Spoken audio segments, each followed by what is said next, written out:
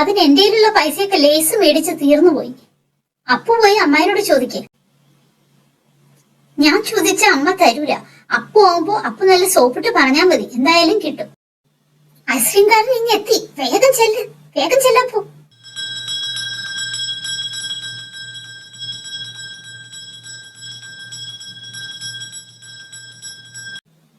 ഇന്നാ കിച്ചു, അമ്മായി തന്ന് പൈസ. മിടുക്കൻ.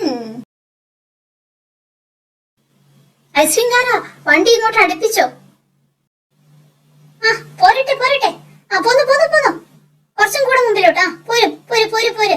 ആ ആ മതി മതി മതി മതി മതി മതി. അവിടെ അവിടെ വരെ മതി. ആ എന്തൊക്കെ ഫ്ലേവർ ആണുള്ളത്?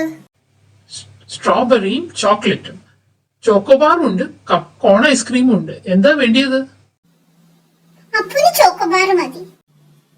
എന്നാ 2 ചോക്കോബാറും 2 കോൺ ഐസ്ക്രീമും എടുത്തോ. ഒരു സ്ട്രോബെറിയും ഒരു ചോക്ലേറ്റ്.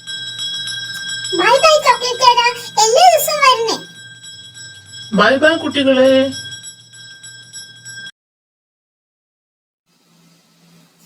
ഐസ്ക്രീം നല്ല ടേസ്റ്റ് ഉണ്ട്.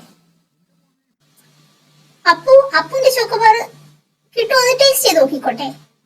ഇല്ല, അപ്പു ഫുള്ളും തിന്നും. കിട്ടുന്ന തരൂല.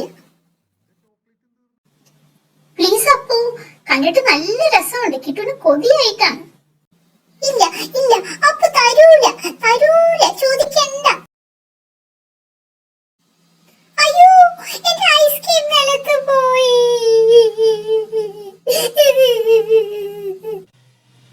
എന്ത് പറ്റി അപ്പുകുട്ട? എന്തിനാ കരയുന്നേ?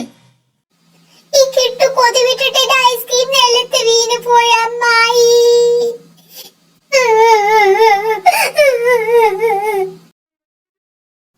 എല്ലാവർക്കും ഐസ്ക്രീം ഉണ്ട്, അപ്പുന് മാത്രമില്ല.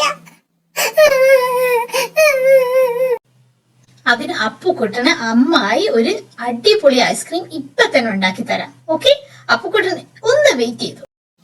ഓക്കേ, ഈ കിട്ടുന് കൊടുക്കണ്ട കേട്ടോ.